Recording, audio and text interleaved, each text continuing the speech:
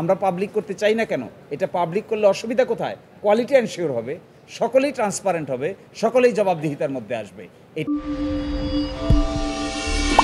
ঢাকা কোর্টের কয়েকজন আইনজীবী এবং ঢাকা বিশ্ববিদ্যালয়ের আইনের কয়েকজন ছাত্র মিলে একটি রিট আবেদন দায়ের করেছিলাম। এই রিট আবেদনে আমরা চেয়েছিলাম যে পৃথিবীর অন্যান্য দেশের মতো বাংলাদেশের উচ্চ আদালতের জনগুরুত্বপূর্ণ মামলাসমূহ এবং সাংবিধানিকভাবে গুরুত্ব মামলাসমূহ যেন সরাসরি ব্রডকাস্ট করা হয়, যা লাইভ স্ট্রিমিং হিসেবে পরিচিত, এবং লাইভ ব্রডকাস্ট করার ব্যবস্থা করা হয়। এই মামলাটি রিট পিটিশনটি আজকে শুনানি হয়েছে। মাননীয় আদালত সন্তুষ্ট হয়ে একটি রুল জারি করেছেন যে কেন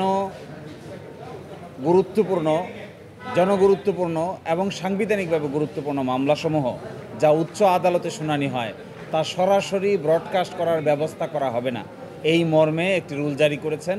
এবং আগামী 26শে জুন 2025-এ পরবর্তী আদেশের জন্য দিন নির্ধারণ করেছেন। আমরা আশা করব যে এই ব্যবস্থা যদি আমাদের উচ্চ আদালতে ইন্ট্রোডিউস করা যায়, ভারতের মতো, পাকিস্তানের মতো, ইংল্যান্ড, আমেরিকা সহ 21টা দেশের সিস্টেম আমরা দেখিয়েছি, যেখানে আমাদের চাইতেও আরও দুর্বল দেশেও এই ধরনের টেকনিক্যাল ব্যবস্থা চালু আছে। যদি এইটা চালু করা যায় তাহলে আমাদের বিচার ব্যবস্থার ইতিহাসে আরেকটা নতুন ডাইমেনশন অ্যাড করা সম্ভব হবে বলে আমরা মনে করি।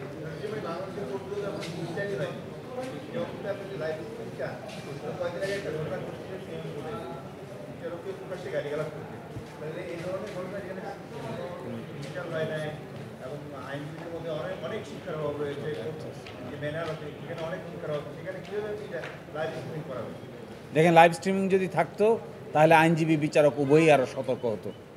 যদি আইনজীবী বিচারক জানতে পারত যে তিনি কি কথা বলছেন, কি রেফারেন্স দিচ্ছেন, কি বক্তব্য উপস্থাপন করছেন, কিভাবে আর্গুমেন্ট করছেন, কিভাবে পেজ দেখাচ্ছেন, কিভাবে আদালতকে কনভিন্স করার চেষ্টা করছেন, তাহলে আমার মতে আইনজীবী এবং বিচারক সকলেই কথাবার্তা বলার ক্ষেত্রে অনেক সতর্কতা এবং শিক্ষা দীক্ষায় আরও অনেক বেশি সচেতনতা অর্জন করতেন, আর্গুমেন্টেটিভ হতেন এবং রেফারেন্স সঠিকভাবে ব্যবহার করতেন। আইনজীবীরা আমরা আপিল বিভাগে কোথায় কি কথা বলছি, মক্কেলের পক্ষে, জনসাধারণের পক্ষে সব দেখা সম্ভব হয় না, কিন্তু যদি দেখার সুযোগ হতো তাহলে আমরা অনেক সতর্ক হতে পারতাম। এটি সকলের জন্য প্রয়োজন। এই জন্য করাটা অসুবিধার কোনো কারণ নাই, করাটাই বরং সুবিধারই কারণ হবে বেশি। এই জন্য আমরা বলছি শুরুতে সব মামলা না, শুরুতে আমরা বলেছি জনগুরুত্বপূর্ণ মামলা আর সাংবিধানিকভাবে গুরুত্বপূর্ণ কেস। যেমন ধরেন আপনার ত্রয়োদশ সংশোধনীর কেয়ারটেকার মামলার রিভিউ শুনানির জন্য আসতেছে। এই ত্রয়োদশ সংশোধনীর মামলা আপডেট বাংলাদেশের সকল নাগরিকেরই জানার অধিকার আছে, কিন্তু কোর্টের ভিতরে কি হচ্ছে তা বাস্তবে দেখার কোনো সুযোগ কারো পক্ষে নাই। কোন আইনজীবী কি আর্গুমেন্ট করছেন, তার জবাবে কোন বিচারক কি জবাব দিচ্ছেন। ইন্ডিয়ান সুপ্রিম কোর্টেরটা আমরা গুরুত্বপূর্ণ মামলা দেখতে পাই, আমরা দেখতে পাই ইংল্যান্ড, আমেরিকা, আইসিসি সহ গুরুত্বপূর্ণ কেসে, কিন্তু আমাদের সুপ্রিম কোর্ট দেখতে পাই না কেন? আমরা পাবলিক করতে চাই না কেন? এটা পাবলিক করলে অসুবিধা কোথায়? কোয়ালিটি এনশিওর হবে, সকলেই ট্রান্সপারেন্ট হবে, সকলেই জবাবদিহিতার মধ্যে আসবে। এটা হওয়া উচিত এবং আমার বিবেচনায় হলে সকলেরই সতর্কতা বাড়বে, কারোই অসুবিধা হবে না। উকিল আমাদের আইনজীবীদের মধ্যে যদি কোয়ালিটি বাড়ে আর কারো যদি ওকালতি বন্ধ হয়ে যায়, সেই ওকালতি বন্ধ হওয়ার বয়ে সেও কোয়ালিটি বাড়ানোর চেষ্টা করবে। কেউ যদি আশঙ্কা করে যে মানুষ দেখে ফেলবে, এই দেখার ভয়ে কি লেখাপড়া করতে হবে না? এবং লেখাপড়াটা উপস্থাপন করতে হবে, উপস্থাপন করলে কোয়ালিটি এনশিওর হবে। পিপল অ্যাডজুডিকেট করতে পারবে যে কোন আইনজীবী কী কথা বলেন আর তার রেসপন্সে কোন বিচারক কী কথা বলেন। এটা জবাবদিহিতার জন্য জরুরি। হিসেবে একটা ছোট্ট বিষয়, সেটা হচ্ছে এখন আমরা আদালতের মধ্যে কোনো ক্যামেরা ব্যবহার করি না, বা অনেক সময় কোর্ট কেউ মোবাইল বের করলেও কোর্ট সে ব্যাপারে খুব কঠোর। এইটা কি কোনো বিধির মধ্যে আছে নাকি এটা রেওয়াজ হয়ে গেছে? কোনো নির্দিষ্ট আইন বিধি আছে যে এই ব্যাপারে? সর্বশেষ হাইকোর্ট রুলস 2012 সেখানে অ্যাড করে সংশোধন করে বলে দেওয়া আছে যে আদালতের ভিতরেও ল্যাপটপ সহ ইলেকট্রনিক যন্ত্রপাতি ব্যবহার করা যাবে। আগে এটা ছিল না, কিন্তু আমি মনে করি আধুনিক এই যুগে কোনো কিছুকেই রেস্ট্রিকশন করা উচিত না।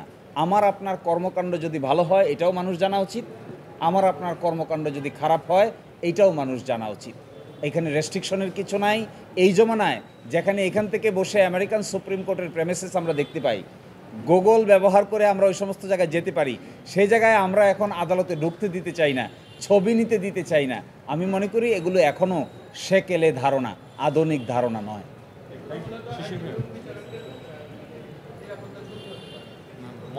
না, যে সমস্ত জায়গায় এগুলো হচ্ছে, যে সমস্ত জায়গায় এখানে আছে, সেই সমস্ত জায়গায় কি সিকিউরিটি প্রবলেম হচ্ছে? এবং যে সমস্ত জায়গায় এগুলো হচ্ছে সেই সমস্ত জায়গায় বরঞ্চ সিকিউরিটি আরও অনেক বেশি নিশ্চিত হচ্ছে, এবং এটা পরীক্ষামূলকভাবে চালু করা দরকার। আমরা এটা বলছি না যে এখন এই ম্যাজিস্ট্রেট আদালতে চালু করে দেন, জজ আদালতে চালু করে দেন। আমরা বলছি পাইলট প্রজেক্ট হিসেবে গাইডলাইন তৈরি করে সুপ্রিম কোর্টের গুরুত্বপূর্ণ মামলাগুলো, যেমন আপনারা দেখেছেন বিগত দিনে কয়েকদিন আগে শুনানি হয়েছে ওয়ারেন্ট টু প্রেসিডেন্টের case. Warrant to president case মানে হলো বাংলাদেশের নাগরিকদের রাষ্ট্রীয় মর্যাদা কার কী হবে তা নির্ধারণ করা হচ্ছে। বাংলাদেশের মানুষ জানে, জানতে পারছে কোর্টে কি আর্গুমেন্ট হচ্ছে? কেউ তো জানে না। তো জানলে অসুবিধা কোথায়? আর জানাতেই বা আমাদের অসুবিধা কোথায়? এটা হওয়া উচিত।